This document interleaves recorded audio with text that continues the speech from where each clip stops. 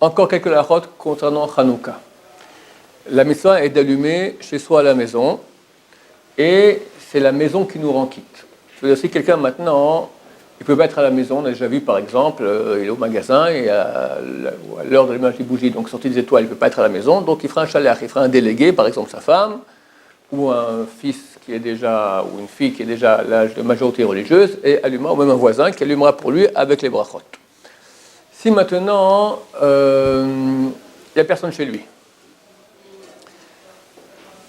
par exemple, on va dire ici, en Israël, il est à l'armée. Et le pauvre, il est en train à la frontière libanaise, planqué dans un buisson, et c'est l'heure de la bougie de Hanouka. Il allume les bougies, il se fait canarder par le Hezbollah, il ne peut rien faire. Alors, normalement, c'est sa femme qui doit allumer à la maison, il est rendu quitte par le mari de sa femme. Ou ses parents, s'il n'est pas marié, par ses parents. Mais les parents ne sont pas chez eux. Ils sont allés passer Shabbat à l'hôtel, ou bien sa femme chez ses parents, d'accord ? Il n'y a personne chez lui à la maison. Dans ce cas-là, le mieux est qu'on demande à sa femme ou ses parents, si c'est chez ses parents, aussi, vu que la maison maintenant, c'est la maison de ses parents, où il habite, c'est chez ses parents, ou sa maison, c'est chez sa femme. Si possible, le mieux, c'est de demander à ses parents ou à sa femme de venir chez lui à la maison, d'allumer les bougies de Hanouka avec bracha, rester là-bas une petite demi-heure. Le temps de la mitzvah des bougies, c'est donc une demi-heure. Et après, elle rentre chez ses parents, ou les parents repartent à l'hôtel, d'accord ? Parce que lui ne peut pas être rendu quitte par l'allumage que vont faire ses parents à l'hôtel, ou par l'allumage auquel va participer sa femme, chez sa mère, chez ses parents, à elle, chez les beaux-parents.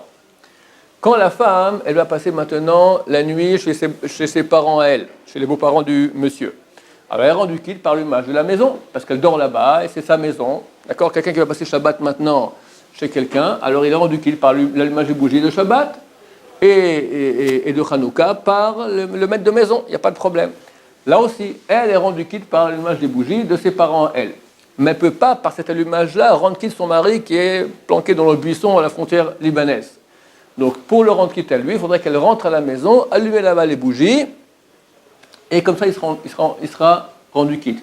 Tous les cas similaires, quelqu'un il est à l'hôpital, il ne peut pas allumer dans l'hôpital les bougies de Hanouka, etc. Dans tous les cas, il faut que quelqu'un allume pour lui, chez lui, à la maison.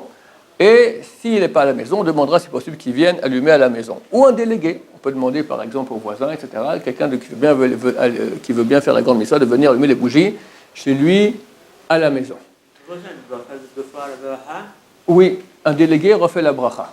Quelqu'un qui est délégué, par exemple, mon beau-père, par exemple, je me souviens, il était malade, il était agonisant presque déjà, et il était à 2 mètres de la Hanouka, il ne pouvait pas se lever, il était trop fatigué, d'accord ? Alors, il m'a fait déléguer pour allumer les bougies de Hanouka, c'est moi qui ai fait la bracha.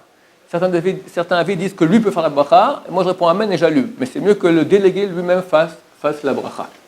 Mais le délégué, il doit faire passer lui en premier ou l'autre en premier ?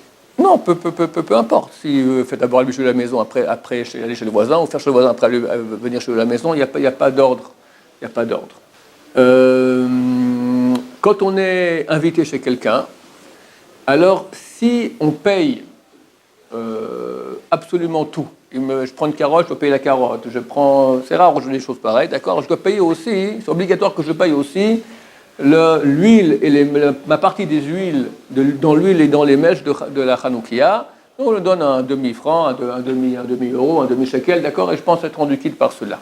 Si, comme d'habitude, on est invité gratuitement, d'accord ? Tu amènes une bouteille de vin ou un bouquet de fleurs, mais tu es invité, d'accord ?